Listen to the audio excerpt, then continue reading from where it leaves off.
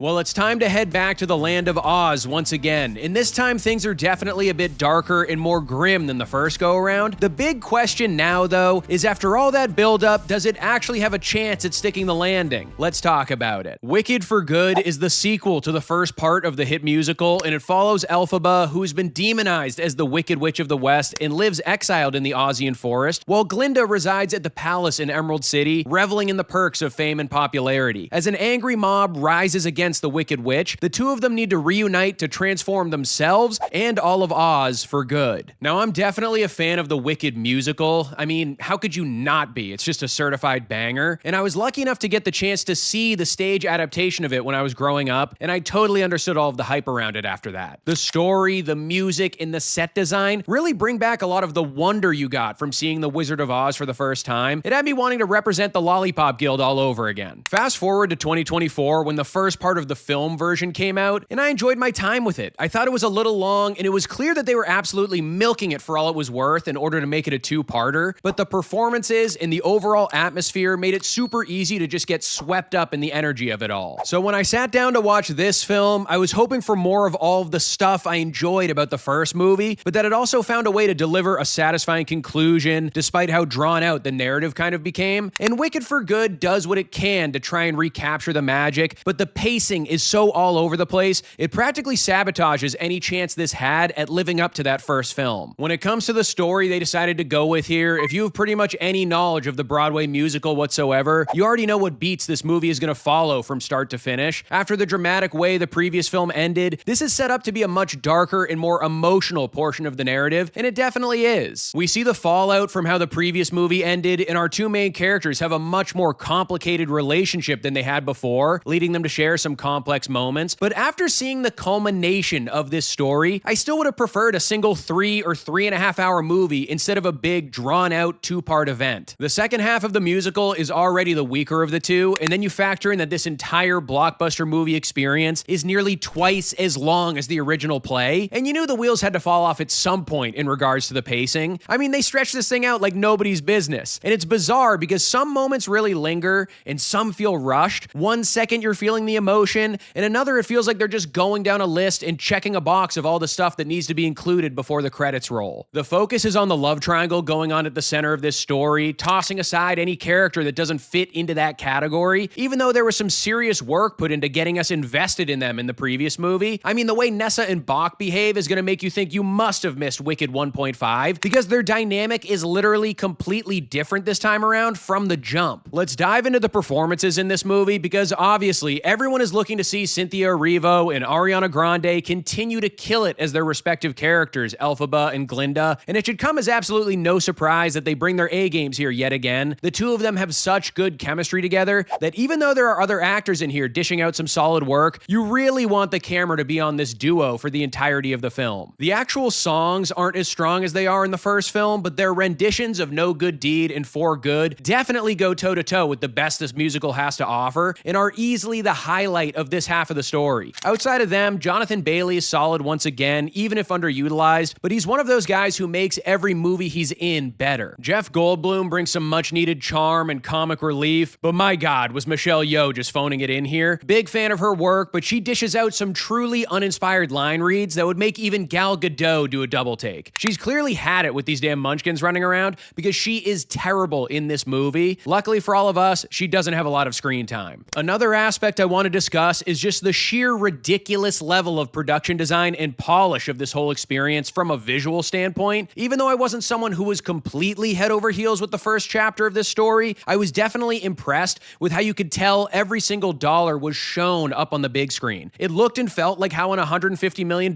movie should look and feel, and that's no different in this second half of the narrative. The set design, the costumes, and the visual effects are all working their butt off in tandem to completely transport you into the world of Oz, which isn't something that happens all that often anymore when it comes to modern blockbusters. John M. Chu totally understood the assignment when it came to the visual world building, and relished in all of the little quirky details that make this setting feel so unique. I mean, where else can you find a Technicolor kingdom where flying monkeys, bubble witches, and a yellow brick road all somehow make perfect sense? You gotta lean into all that if you got him. And he really delivers in that department. Overall, guys, Wicked for Good is definitely a mixed bag, which is a total bummer because it really has so much going going for it. The lead performances, the visual effects, and a couple of the musical numbers are exactly what you want to get out of these big budget blockbusters. But on the other hand, the pacing and the execution of this part of the story are much more muddled and choppy than how it was all handled in our introduction to this world. Maybe watching these two films back to back will offer up a better experience, but as of right now, this conclusion left me frustrated more than anything else. Wicked for Good gets a Sully score of 2.5 stars. So that's my review of the latest big musical. What do you think is your favorite one of these from the last few years? I have to go with Better Man about Robbie Williams, but let me know in the comments below what you think. Don't forget to like this video and subscribe to the channel if you haven't already, and I'll see you guys at the next one.